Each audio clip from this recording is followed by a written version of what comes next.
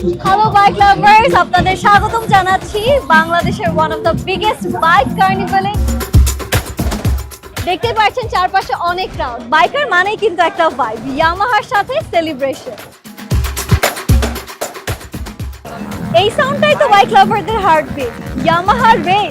এটাই হচ্ছে real thrill. এই কারণেই বলা হয় ইয়ামাহা মানে এক্সাইটমেন্ট। বাইকার্সদের মাঝখানে এসে আমি আসলে বুঝতে পারলাম বাংলাদেশে বাইকারদের ক্রেজটা কত বেশি, অ্যান্ড এটাও সামান্য একটা পোর্শন।